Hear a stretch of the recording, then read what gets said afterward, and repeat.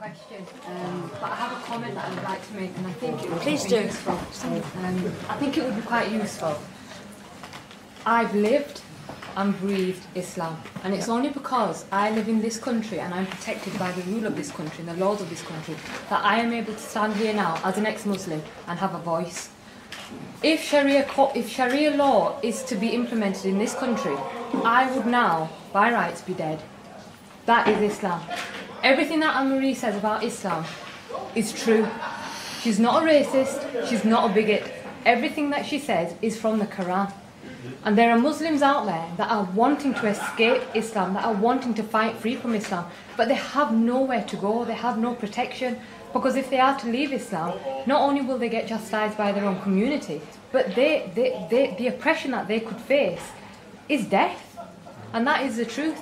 And for me, I don't really know much about politics. The only reason why I'm here really is because of the truth that comes out of Anne-Marie's mouth about Islam.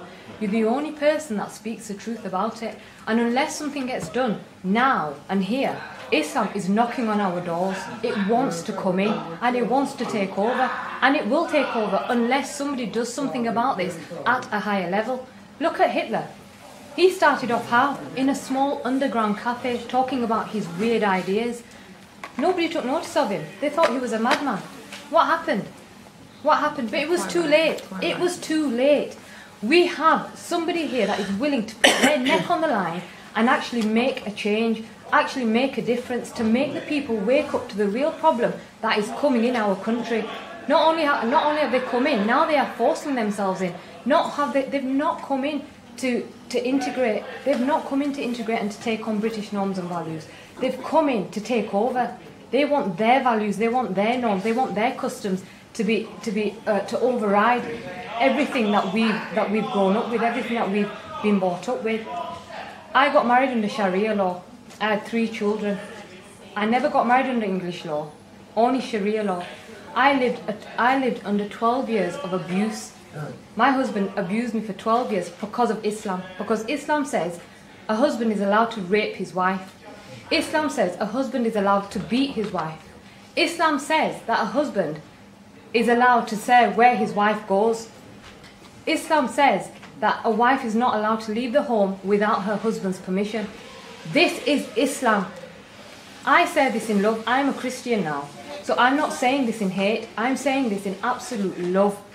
There is no way that this problem is going to go away unless somebody stands up and speaks the truth and gives protection to somebody like me to come out and actually speak the truth as well.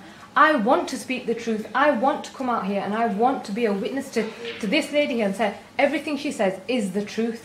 But I feel afraid, and this is the truth. I do feel afraid because I have 3 young children. My partner has 2 children. We work, we have businesses, we have a life. And all of this gets put into jeopardy when we come out and we speak up. And it's only if the government protects us, that we can actually come out and speak the truth. So that was really the comment that I wanted to make. And if anyone wants to ask me any questions, I am here. I am willing to answer any questions. I am not a racist. I am not a bigot. I lived Islam for 32 years and I escaped. Not because I was gutsy or I had the balls to do so. It was simply because I lived in this country and I knew I wouldn't be killed, that I could come out and openly say that I am a Christian. I am a Christian and I have left Islam. If I lived in Pakistan or Saudi Arabia, I would be dead. And this is not a joke. This is the truth. This is the reality. And I know there will be people that maybe are sat here or are listening and saying, well, that is not the real Islam. This is the real Islam. This is the real Islam that our children are being born into. This is the real Islam that young Pakistani children, young Indian children, young Muslim children from the age of 5 are being indoctrinated when they are going to mosque.